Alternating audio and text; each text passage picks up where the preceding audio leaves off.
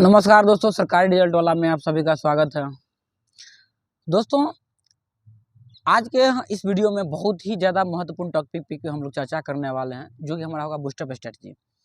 ये boost up strategy क्या है दोस्तों? जैसा कि मैंने फाउंडेशन स्ट्रेटजी में इस बात का चर्चा किया था कि अगर 100 मीटर का दौर है ना, तो आप 90 मीटर तो आप चलो ठीक है, आप क्रॉस कर चुके हो, वो होता है फाउंडेशन स्ट्रेटजी। आखिरी का जो 10 मीटर जो आपको रन करना है ना, उस वक्त आदमी टूट जाता है यार। मैंने अपने सक्सेस स्टोरी में इस चीज़ का जिक्र किया हो, कैसे मैं टूटा था, मैंने इस चीज़ का जिक्र किया था, है ना। तो अगर आपको मोटिवेशन की कमी है तो आप मेरे सक्सेस स्टोरी को देख सकते हो, ठीक है, मेरे चैनल पे पड़ा होगा। तो वो जो समय होता है ना, उस समय में हमको क्या स्ट्रेटजी अपनाना चाहिए, वो ये वीडियो उसी पर डेडिकेटेड है। ये उन बच्चों को नहीं देखना चाहिए जो जस्ट अभी कॉलेज से निकले हैं, उनके लिए मैंने फाउंडेशन स्ट्रेटजी का वीडियो बना चुका हूँ। पहले वो फाउंडेशन कंप्लीट, मैं ये मान के चल रहा हूँ कि यह वीडियो सिर्फ वो देख रहा है जो पहले एक बार फाउंडेशन का कोर्स कर चुके हैं या फिर ओल्ड स्टूडेंट हैं, ठीक है, जिनका 1-2 नंबर से मतलब सिलेक्शन नहीं हो रहा है, बार बार पढ़ाई सब कुछ कर लिया फिर भी सिलेक्शन नहीं हो रहा, समझ में नहीं आ रहा है कि अब क्या करे नहीं करे, मतलब कैसे पढ़े हैं, कुछ समझ में नहीं आ रहा कि अब सिलेक्शन होगा तो होगा कैसे यार, इतना पढ़ाई कर लिए अब कितना पढ़े। तो आज का वीडियो में ना उन टॉपिक पे चर्चा करने वाले थे। दोस्तों,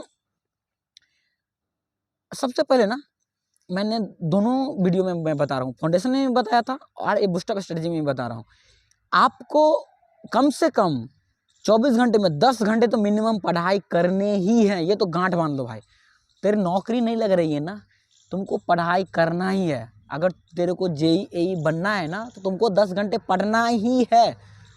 अब देखो यार, थोड़ा बहुत टाइम टू पर्सन टाइम ये वेरी कर जाता है ना, लेकिन आपको 10 घंटे मिनिमम पढ़ना ही है। आप तो ये, अगर आप चाहते हो कि जल्दी अगर नौकरी हो तो मिनिमम 10 घंटे चाहिए पढ़ना, ठीक है। दूसरी बात, सबसे पहले ना आप 2 टाइम स्लॉट को डिसाइड करो, सुबह का और शाम का। सुबह के शाम में ना, सुबह के स्लॉट में ना 5 घंटे का टाइम डिसाइड करो। 5 घंटे में ना आप जीके और इसको क्या कहते हैं टेक्निकल, उसको रिवीजन करो। जीके और टेक्निकल का रिवीजन बहुत जरूरी है दोस्तों। आपको आता है ना, करो, फिर भी करो रिवीजन। पता है इससे क्या होता है भाई, आप जो सिली मिस्टेक करते हो ना एग्जाम में, वो सिली मिस्टेक नहीं होगा। आपने अगर आपका सिलेक्शन 2-3 नंबर से रह जाता होगा ना, तो आप खुद अपना आंसर की चेक करो। आपने कई ऐसी गलतियां की होगी जो आप सपने में भी नहीं कर सकते हो। आपने कई ऐसी गलती की, तो उसको सुधारने का क्या था, कुछ नहीं। तेरे को नौकरी नहीं लग रहा है ना, तू पढ़ लिया है ना मेजरमेंट, तू पढ़ लिया है ना, तू मशीन पढ़ना भाई, फिर पढ़, कोई दिक्कत नहीं, फिर पढ़। तेरा कुछ लॉस नहीं हो रहा, तेरे को गेन हो रहा है। जितना बार नोट्स पढ़ोगा ना, उतना नया पॉइंट तेरे को कुछ ना कुछ मिल जाएगा, ठीक है। और पढ़, रिवीजन कर, तेरे को उससे क्या होगा, सिली मिस्टेक नहीं होगा, पढ़ते जाओ। अब टेक्निकल का रिवीजन एक टाइम पे तो रखो यार, है ना। जैसे मैं बोल रहा, टेक्निकल का रिवीजन तो करो। टेक्निकल में भी ना दोनों पेपर का रिवीजन करो। दोनों पेपर में ना क्या, कुछ हमारा कोर पेपर होता है, कुछ हमारा कोर पेपर होता है, जैसे कि एईजेई। मैं सिर्फ ये वीडियो एईजेई के लिए बना रहा हूँ, सबसे पहली बात, है ना। तो कोर पेपर होता है जो जिसका जो टेक्निकल पार्ट होता है, जैसे कि अगर मैं इलेक्ट्रिकल के पॉइंट ऑफ व्यू से कहूँ तो कोर पेपर जैसे मशीन, पावर सिस्टम, है ना, मेजरमेंट, ये सब क्या हमारा कोर पेपर हुआ। तो कोर पेपर तो पढ़ना ही है, साथ में जो हमारा सब्सिडरी पेपर है, जिसमें कि हमारा वो क्या कहते हैं कंट्रोल सिस्टम, इलेक्ट्रॉनिक्स, वो सब आ जाता है, उसको भी रखो।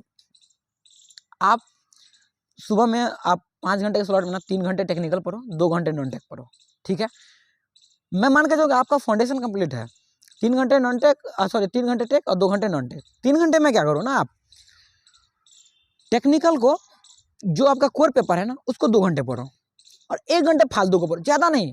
फालतू पेपर को सिर्फ 1 घंटा पढ़ना है, बस 1 घंटा काफ़ी है फालतू पेपर के लिए। 2 घंटे आपका कोर पेपर पे देना है, ठीक है।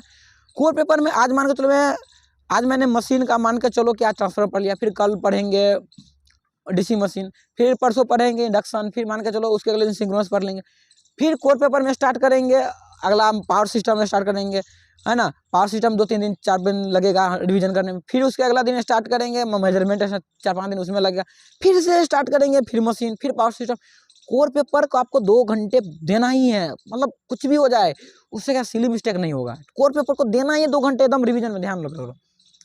सब्सिडरी पेपर जो भी होता है उसको भी 1 घंटे पढ़ो। सब्सिडरी पेपर में ध्यान रखना कि सब्सिडरी पेपर को ना आपको बहुत ज़्यादा पढ़ने की ज़रूरत नहीं है, मतलब बहुत ज़्यादा अंदर पढ़ने की ज़रूरत नहीं है। चाहे वो पावर इलेक्ट्रॉनिक्स हो जाए, चाहे कंट्रोल सिस्टम हो जाए, चाहे सिग्नल सिस्टम हो जाए, चाहे PLC SCADA हो जाए, चाहे माइक्रो, ये सब बहुत ज़्यादा पढ़ने की ज़रूरत नहीं है। आपको टीचर्स जो आपने फाउंडेशन में क्लास किया होगा जहाँ से भी ना, वो आपको इन चीज़ों को ना बता देते हैं कि आपको कितना पढ़ना चाहिए, ठीक है। तो जो आपका जो फालतू सब्जेक्ट होगा ना, उसको आपको जो मेन पोर्शन है, अब क्या है ना, एग्ज़ाम आप देते रहना। अगर आपका सिलेक्शन, तो ऑब्वियसली बात है कि आपका फाउंडेशन कंप्लीट, तो आप एग्ज़ाम दे रहे होंगे, ठीक है। एग्ज़ाम देते रहना। अब क्या है ना, एग्ज़ाम देते से देते आपको ये आइडिया लग जाएगा क्या आपको पढ़ना चाहिए। मैं रिकमेंड करूँगा दोस्तों, सबसे पहले अगर बुक की बात किया जाए ना, तो यूथ पब्लिकेशन का जरूर बना लेना यार। अगर आपको यही बनना है ना, तो यूथ पब्लिकेशन को चाट जाओ कम से कम। अगर अभी नहीं लियो ना, तब 2024 आगे आए तो आप कुछ दिन वेट कर लो, 2024 का आ जाएगा, तो वो बना लेना। सबसे पहले एक बार यूथ बना लो। मैं जो बोलता हूँ ना, बस इतना कर लो। मैंने भी यही किया, मैं सबसे पहले मैंने भी यूथ बनाया। राजपूत मैंने लगभग जो मेन चैप्टर था वो बना लिया था। इसके बाद मेरा रिजल्ट आना स्टार्ट हुआ था। पहले यूथ बनाओ, फिर राजपूत बनाओ, ठीक है, फिर मेहता बनाओ। इसके बाद देखो, मैं कोचिंग का आने मतलब मैं प्रमोट नहीं कर रहा, लेकिन मैं इंजीनियर्स एकेडमी का ना एक जो MCQ का बुक आता है, जो कि सभी एग्जाम के लिए होते हैं, तो उसको आप परचेज कर लो। मैं उसको क्यों परचेज करने के लिए बोलता हूँ, क्योंकि उसमें कुछ यूनिक क्वेश्चंस होते हैं जो कि उनके फैकल्टी द्वारा ही बनाए होते हैं। उनमें कुछ यूनिक क्वेश्चन होते हैं, मतलब ये नहीं कि PYQ। तो आप ना, और यही प्रॉपर ये वे आप फॉलो करो। मतलब पहले में मतलब यूथ, फिर BK मेहता, फिर RK राजपूत, और फिर इंजीनियर्स एकेडमी का जो MCQ आता है, वो नॉट सिर्फ SSC वाला नहीं, जो सभी के लिए, सभी एग्जाम के लिए आता है, ठीक है। तो इसको आप फॉलो करना है बुक के पॉइंट ऑफ व्यू से मैं बता दूँ। लेकिन जो आपका प्रैक्टिस का जो सेशन रखने वाला नहीं रखना चाहिए ना, वो शाम में रखना चाहिए। प्रैक्टिस का जो सेशन है ना, वो शाम में रखना चाहिए। और अब नॉन टेक्निकल में बहुत ज़्यादा पढ़ना नहीं है। नॉन टेक्निकल में सबसे ज़्यादा जो फोकस करना है ना, GK वाले पोर्शन में बात कर रहा हूँ, तो आपको ना ज्योग्राफी और पॉलिटी, ये 2 पढ़ना है। ज्योग्राफी में एक तरह से मान लो स्टैटिक GK समाहित होता है, ठीक है, तो स्टैटिक GK को भी उसी में कंक्लूड कर लो, ठीक है। स्टैटिक GK, ज्योग्राफी और पॉलिटी, सबसे ज़्यादा आपको इसी चीज़ पे फोकस करना है। 2 घंटे आपको सुबह में जो स्लॉट रखना है, आपको 2 घंटे में इसको रोज रिविजन कर, मतलब 2 घंटे में 1 घंटे आप ज्योग्राफी रिविजन करो। मैं ये मान के चला हूँ कि आप पढ़ चुके हो पहले, मैं पहले ही बोल चुका हूँ, ठीक है। आप ज्योग्राफी या फिर स्टैटिक GK को रिविजन करो, और 1 घंटा जो है पॉलिटी पे दो, ठीक है। सबसे ज़्यादा इसी सबसे क्वेश्चन फंस जाएगा आपको, ठीक है। और टेक्निकल का मैंने बता दिया, ठीक है। कोर पेपर का भी बता दिया, सब्सिडी का भी बता दिया। अब देखो शाम का जो स्लॉट रखो, शाम के स्लॉट में ना आपको प्रैक्टिस को 100% रखना ही है। प्रैक्टिस जो मैंने बुक का जो सीक्वेंस बनाया ना, उस बुक को फॉलो करो, और उस बुक के प्रैक्टिस करो। प्रैक्टिस कम से कम 2-3 घंटे तो चाहिए ही चाहिए, प्रैक्टिस तो रोज करो, ठीक है। इसके बाद अगर आपके शहर में सुविधा है ऑफलाइन, ये टेस्ट सीरीज जो चलता है उसका, हमारे पटना शहर में तो बहुत ज़्यादा ये चलित में, कोई दिक्कत ही नहीं है। तो अगर आपको शहर में अगर ऑफलाइन टेस्ट सीरीज का व्यवस्था है, तो आप ऑफलाइन में ज्वाइन करो। मैं तो रिकमेंड करूँगी आप ऑफलाइन टेस्ट सीरीज ज्वाइन करो। अगर आपको ऑफलाइन टेस्ट सीरीज का व्यवस्था नहीं है, उस कंडीशन में आप ऑनलाइन टेस्ट सीरीज को फोकस करो। आप टेक्स्ट बुक का या फिर किसी से भी बाय करो, और टेस्ट सीरीज जो जरूर लगाओ यार, क्योंकि हकीकत बात हो तो उसे औकात पता चलती है कि आप कितने पानी में हो, समझ रहे हो। और साथ में शाम के स्लॉट में शॉर्ट नोट्स बनाओ। अब क्या है ना, आप एग्जाम दे रहे हो, देखो आप चीज़ों को समझो, आप एग्जाम भी दे रहे हो, ठीक, आप प्रैक्टिस सेट भी सॉल्व करो, ठीक, आप जो है प्रैक्टिस सेट भी दे रहे हो, एग्जाम भी दे रहे हो, और आप जो रिवीजन कर रहे थे तो यार वो कर ही रहे हो। इससे ना आपको जो भी नए नए क्वेश्चंस मिलेंगे, आप एक शॉर्ट नोट्स बनाओ। मतलब शाम के स्लॉट में ही बनाना शॉर्ट नोट्स। एक तो शॉर्ट नोट्स बनाओ, जैसे कि मशीन का, आपको DC मशीन में ना जो बिल्कुल याद, शॉर्ट नोट्स बनाने का सबसे अच्छा तरीका बताता हूँ। आपको शॉर्ट नोट्स बनाने में ना उन चीज़ों को मेंशन नहीं करना जो आपको मतलब सपने में भी याद रहो। इसलिए सबका शॉर्ट नोट्स अलग अलग होता है। हो सकता है कि मुझे जो चीज़ याद है, हो सकता है आपको ना हो, ठीक है, और हो सकता है इसलिए आप उसको लिखें और हम ना लिखें, ठीक है। तो शॉर्ट नोट्स सबका अलग अलग होता है, इसलिए शॉर्ट नोट्स आप अपने अकॉर्डिंग बनाओ, ठीक है। लेकिन शॉर्ट नोट्स, और अब जैसे मशीन हो गया, ट्रांसफार्मर आप जो लिख रहे हो ना, तो आप उन चीज़ों को नोट करो कि जो चीज़ आपको नहीं आती है, मतलब ज़्यादातर याद नहीं रहती है, तो उस कॉन्सेप्ट को लिख लो। दूसरी बात, आप शॉर्ट नोट्स में ना जैसे कि पेज जरूर छोड़ो, पेज जरूर छोड़ो। जैसे ट्रांसफार्मर लिख लिया ना तो उसके बाद जो है एक पेज छोड़ दो क्या कम से कम। आप जो प्रैक्टिस सेट लगा रहे हो है ना, या ऑफलाइन टेस्ट सीरीज जो ज्वाइन किए हो, तो उससे आपको जो भी ट्रांसफार्मर से रिलेटेड जो नए नए कॉन्सेप्ट या नए नए जो पॉइंट मिलेंगे ना, उसको नीचे में नोट करते जाओ। ये सबसे बेस्ट स्ट्रेटेजी है शॉर्ट नोट्स का, सबसे बेस्ट। आप पाओगे इन चीज़ों को आप मुश्किल से 3-4 महीने भी कम करोगे ना यार।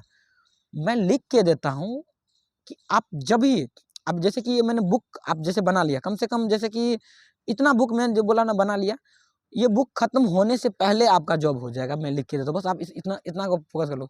हाँ, लेकिन कम से कम यूथ को तो मतलब चार्ज जाओगे तो ही मतलब कुछ बन सकता है यार, क्योंकि यूथ, क्योंकि वो मतलब उन्होंने सभी क्वेश्चन को कलेक्शन कर लिया है जो प्रीवियस एग्जाम में आ चुके हैं।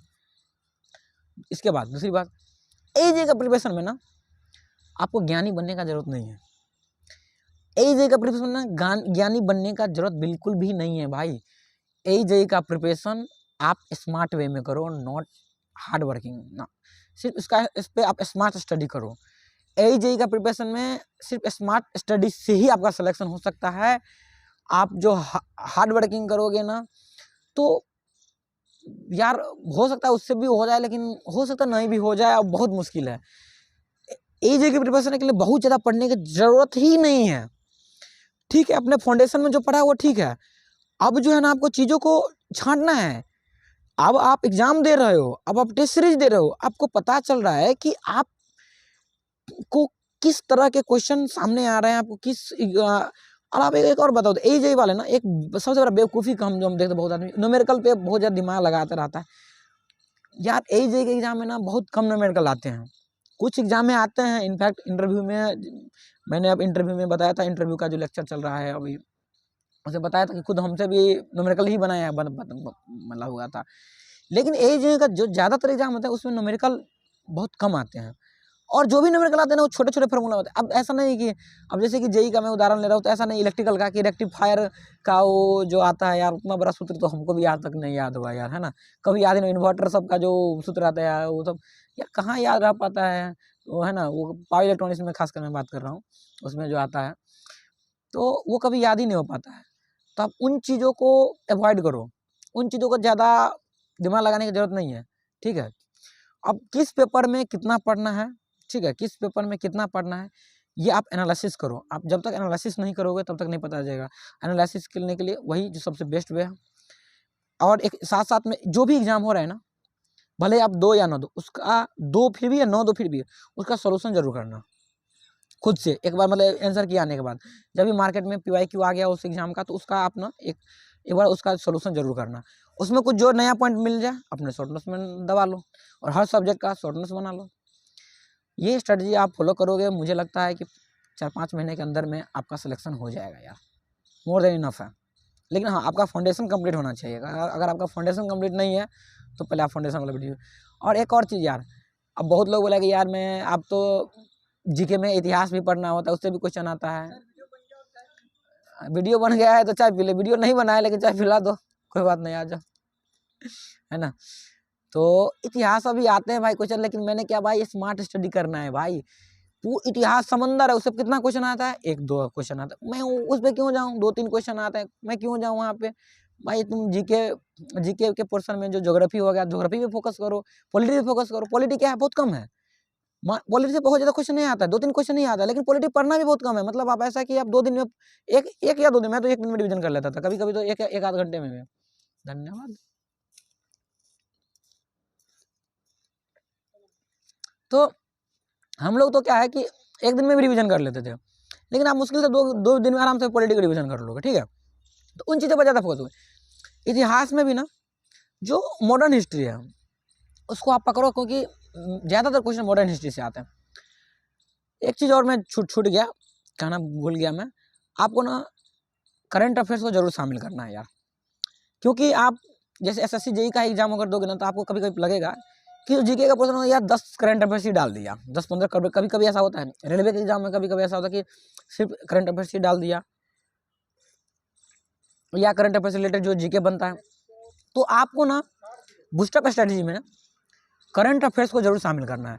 करंट अफेयर्स आप सुबह के रमें, और मैं कोशिश करूँगा, मैं आपको मतलब रिक्वेस्ट करूँगा कि आप वीडियो में मत जाओ। वीडियो मतलब क्या कहते हैं कि करंट अफेयर का वीडियो मत देखो, आपका समय बहुत कीमती है, आपको बहुत पढ़ना है, अपना वीडियो में मत जाओ। हाँ, किसी का अगर शॉर्ट वीडियो है, जैसे कुछ टीचर्स ऐसे होते हैं जो शॉर्ट में करंट अफेयर बता देते हैं, बहुत ज़्यादा लॉन्ग नहीं ले जाते, जो आधे घंटे के अंदर का वीडियो अगर है तो उसको जरूर देखो। वो अगर दिन में कभी टाइम मिले ना, तो अगर वो, जैसे कि मैं अगर प्रमोशन नहीं रिकमेंड कर रहा हूँ, बस एक कल्याणी मैम करंट अफेयर्स करके है, ठीक है, तो वो क्या है ना 20 मिनट्स के अंदर में वो करंट अफेयर पढ़ा देती है विद स्टैटिक जीके, ठीक है, आप उसको पढ़ लो। और वो अपने टेलीग्राम चैनल में ना आपको वो क्वेश्चंस का जो ना वो प्रैक्टिस करवा देती है। तो आप दोपहर के समय में कभी भी 2 मिनट निकाल के उसका, जैसे कि आज आपने करंट अफेयर्स पढ़ लिया, तो फिर दोपहर में आप उसका सेट लगा लो, है ना, वो टेलीग्राम में MCQ करवा लेती है, तो आप वो कर लो, वो बेस्ट स्ट्रेटजी रहेगा करंट अफेयर्स के लिए, ठीक है। अब आता है बात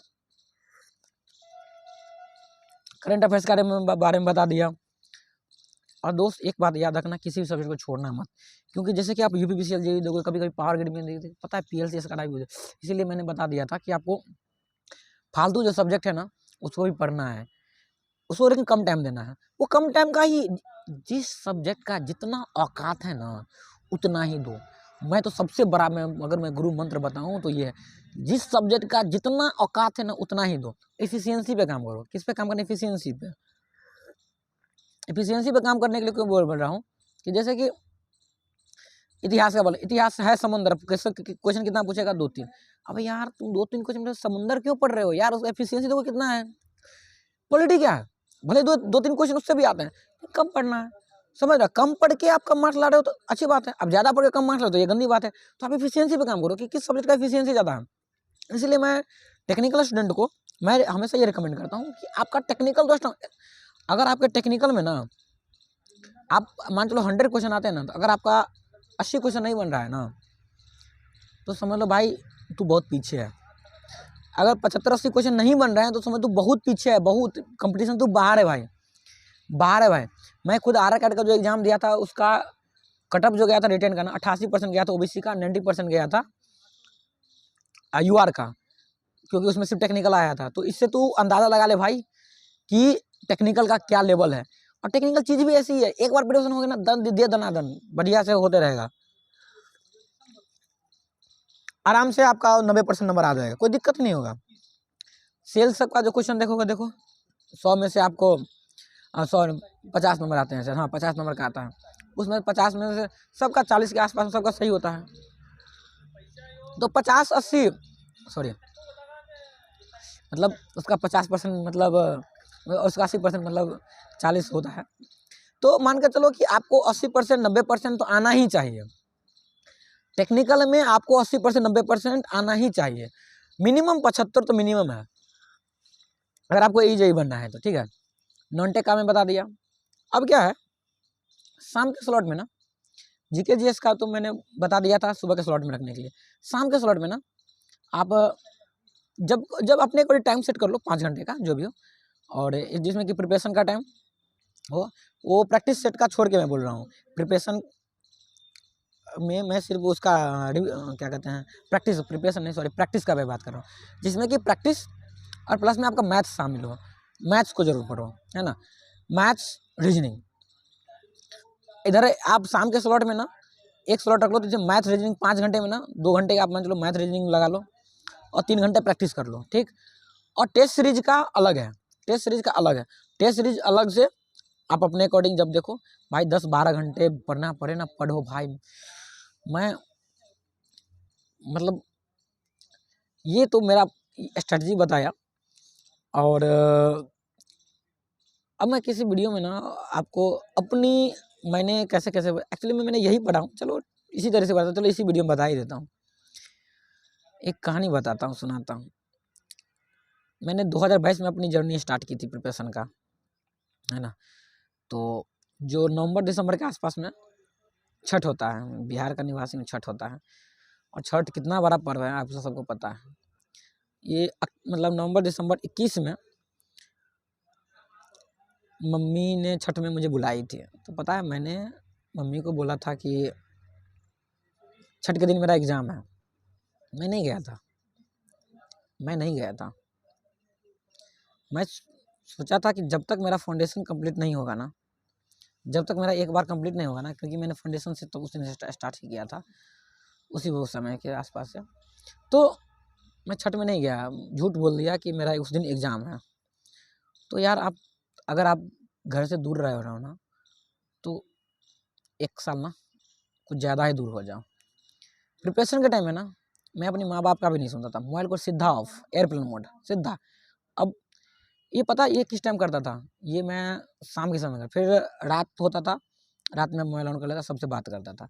शाम के समय में जब तक मैं पढ़ाई करता था, बाकायदा मोबाइल ऑफ ही कर, एयरप्लेन मोड में करके, जो भी कुछ अगर लेक्चर वगैरह कुछ रहता तो ऑफलाइन मोड में डाउनलोड करके रख लिया रहता था और देखता था। उस वक्त मैं कितना मतलब मम्मी भी कितना नाराज हो जाती थी, गुस्सा भी करती थी, कोई फर्क नहीं पड़ता था मुझे, बस फर्क पड़ता था यार, मतलब ऐसा दर्द हमको भी होता था, लेकिन एक ही चीज़ था कि नौकरी लेना है, मतलब लेना है यार। मैं उस दौरान ना मैं किसी का ना कॉल रिसीव करता था ज़्यादा, सिंपल सा मोबाइल ऑफ, दाढ़ी मूछ। अब वो यकीन नहीं होगा, मैं भाई के साथ रहता था, मैं सब्जी लेने के लिए भी मार्केट नहीं जाता था, सब्जी लेने के लिए भी मैं भाई को भी भेजता था, मतलब कुछ नहीं, दाढ़ी मूछे भी, दाढ़ी मूछ कटवाने के लिए भी नहीं जाता था। प्रिपरेशन का टाइम में इतने बड़े बड़े दाढ़ी हो गए थे, यूँ मूछे हो गई थी, बहुत कम निकलता था। मतलब आप ऐसा मान लो कि रूम से बाहर, मतलब रूम से बाहर करने का मतलब जो भी अपना बालकनी रहता था वहीं, बस वहाँ, मतलब अपने बिल्डिंग्स के बाहर बहुत कम निकलता था, बहुत ही कम, पागल की तरह पढ़ता था भाई। कम से कम मैं 12 घंटे 15 घंटे पढ़ता था। हाँ, इस चीज़ में आपको एक और चीज़ मैं आप लोगों के सामने शामिल कर देता हूँ। बूस्टअप प्रिपरेशन में ग्रुप स्टडी आपको बहुत काम करेगा, ये चीज़ फाउंडेशन स्टडी में नहीं अपनाना है। ग्रुप स्टडी आपको हमेशा बूस्टअप स्टडी में अपनाना है। ग्रुप स्टडी आपको जो है बहुत ज़्यादा लोगों के साथ नहीं करना है, मुश्किल से 3 लोगों के साथ करना, इससे ज़्यादा नहीं, 2 या 3, इससे ज़्यादा लोगों के मत करना। इससे ज़्यादा करोगे तो वो फिर कुछ ज़्यादा ही वो पंचायत होने लगेगी। मुश्किल से 2-3 लोगों के साथ करना। मैंने अपनी एक दोस्त के साथ ग्रुप स्टडी की थी, और भानुप्रिया, हाँ मेरी दोस्त है, उसके साथ जो जो जैसा कि मैंने बोला ना, जो सुबह का जो स्लॉट था ना, वो उन्हीं के साथ होता था, उन्हीं के साथ स्टडी, ग्रुप स्टडी में चलता था। जैसे सुबह का स्लॉट में ना जो ये टेक्निकल का बोला, नॉन टेक्निकल साथ में पढ़ते थे दोनों, क्योंकि अपन एक बार पहले ही पढ़ चुके हैं, समझ रहे हैं, पहले ही एक बार पढ़ चुके हैं, तो अब क्या है, सिर्फ शॉर्ट में, मतलब अब क्या उनको भी बहुत ज़्यादा समझाना नहीं होता अपने भी। और जो चीज़ समझ में नहीं आता था, अब जैसे क्या, जैसे कि मान लो कि मशीन है, मशीन जैसे कि आज वो भी पढ़ के आई, मैं भी पढ़ के आया, वो भी मुझे बताती थी मशीन के बारे में, चलो कि ये मैं ही बताता था, उसमें जो कुछ नया होता था मुझे आ जाता था, मेरे में जो कुछ नया आता तो उनके पास चला जाता था। और मेरे वो दोस्त का बहुत बड़ा योगदान है, मेरे सिलेक्शन में बहुत बड़ा योगदान रहा है। उनका भी सिलेक्शन अब बार में इंटरव्यू के लिए हुआ है, अब देखिए इंटरव्यू में क्या होता है, हो जाएगा। लेकिन तो आपका दोस्त, और हाँ एक और चीज़ बता रहा हूँ यार, कि आप ना, मैं चाहे वो थोड़ा सा मतलब जिसका तैयारी कम है या फिर जिसका तैयारी ज़्यादा, दोनों के लिए बोल रहा हूँ, आप अपने लेवल के, मैं कम तैयारी वाला के लिए हूँ, क्योंकि आप कम तैयारी वाले हो ना, अगर आपका बहुत ज़्यादा लेवल वाले के साथ अगर ग्रुप स्टडी करोगे ना, तो आपको बहुत गिल्ट फील होगा, तो वो चीज़ नहीं करना है, समझ रहे हो, वो चीज़ नहीं करना है। ग्रुप स्टडी आपको अपने लेवल के अकॉर्डिंग करना है, ठीक है। धीरे धीरे ऑटोमेटिकली आप मान के चलो, आप जिस इंसान के साथ कर रहे हो ना, ऑटोमेटिकली दोनों का लेवल धीरे धीरे धीरे बढ़ जाएगा, ठीक है। तो आप देखो कि आप किसके साथ लेवल फिट बैठ रहे हो, ठीक। और ग्रुप स्टडी तो जरूर करो, मैं तो, क्योंकि ग्रुप स्टडी में एक जैसे कि होता है कि नहीं मुझे करना ही पड़ेगा, मतलब ये तक, और यार ये करना ही पड़ेगा ना। जैसे कि क्या था कि जैसे कि हम लोग का क्लास का टाइमिंग मैंने रखा था पानों के साथ में, सुबह में 7 से 12, 5 घंटे का स्लॉट था, या 6 से 11, ठीक है, 5 घंटे का स्लॉट था वो। तो उस समय क्या था कि जाना है, मतलब 6 बजे या 7 बजे जाना है, मतलब जाना है, कोई कोई और अगर कोई अदर अपॉर्चुनिटी नहीं है भाई, जाना है मतलब जाना है। उनके पास भी मजबूरी, आएगा तो पढ़ना है, मतलब आना है, अब पढ़ना है तो पढ़ना है। मतलब इसमें क्या होना, एक बॉन्ड बनता है। ग्रुप स्टडी का देखो सबसे बड़ा फायदा ये, एक बॉन्ड बनता है आपके अपने दोस्त के साथ, जो भी हो उनके साथ एक बॉन्ड बनता है, और वो बॉन्ड एक उस मतलब उस पर्टिकुलर टाइम में उनको साथ में आपको बिताना ही है टाइम, वो टाइम को अब स्पेंड करना ही है। तो ये चीज़ें बहुत ज़्यादा मदद मिली मुझे दोस्तों, मतलब मैं बहुत ज़्यादा बूस्टअप स्ट्रेटजी में मेरी सबसे अहम भूमिका ग्रुप स्टडी की रही है। तो आप ग्रुप स्टडी को जरूर करना है, और 2-3 लोगों से ज़्यादा मत करना, ठीक है, इसका भी मैं रिकमेंड करूँगा। तो ये एक तो हो गया ग्रुप स्टडी के बारे में बता दिया कि ग्रुप स्टडी करना चाहिए या नहीं चाहिए, तो बिल्कुल करना चाहिए। कितने लोगों के साथ करना चाहिए, तो मुश्किल से 2-3 लोगों के साथ करना चाहिए। किस टाइप के लोगों के साथ है, तो अपने लेवल के हिसाब से करना। ग्रुप स्टडी कभी भी बहुत ज़्यादा लेवल डिफरेंस के साथ मत करना, ठीक है। और इसके बाद नॉन टेक्निकल में मैंने बता ही दिया, जीके जीएस को आपको सुबह के स्लॉट में रखना है, ठीक है। मैथ्स को आपको 2 घंटा कम से कम देना ही है, तो मैथ रीजनिंग को आपको बनाना ही है। शाम के स्लॉट में आपको मैथ रीजनिंग को रखना है, तो मैथ रीजनिंग का स्लॉट। और मैं एक और बात, सुबह का स्लॉट तो उसके साथ था ही, शाम का भी स्लॉट इसी के साथ, मतलब पढ़ाई मतलब उन्हीं के साथ करता था, अल्टीमेटली ग्रुप स्टडी करता था। अरे यार ग्रुप स्टडी में मतलब क्या ना, एक दूसरे का जो भी कमी होता था ना, वो पकड़ में आ जाता था और बहुत ज़्यादा फायदा मिलता था। तो उसमें क्या था कि मैं नॉन-टेक भी उन्हीं के साथ पढ़ता था। जैसे कि मैथ बना रहा था सब, जैसे कि चलो बुक रख लिया, चलो वो भी बना रही है, मैं ही बना रहा हूँ, है ना। और जैसे क्वेश्चन नंबर 1 बन गया, चलो ठीक है आगे बढ़ो। क्वेश्चन नंबर 2 वही बना रहे थे, वो फंस गई। शिव जी नहीं बना, चलो ठीक है, कहाँ पे फंस रही हो, अच्छा ठीक है चलो मैं बता दे रहा हूँ। अब मान लो क्वेश्चन नंबर 3, अरे भानु जी मेरा नहीं बन रहा है, अच्छा कहाँ कहाँ फंस गए शिव जी, अच्छा यहाँ फंस गए, चलो ठीक है बता दिया। इससे क्या ना, आपका एक फ्लो बनता है, आपका एक फ्लो का हो सकता है कि आप अपने अकॉर्डिंगली पढ़ोगे ना, तो आप जो है क्या कहते हैं कि आप सुस्त पड़ जाओगे कभी कभी, अरे यार छोड़ देते हैं।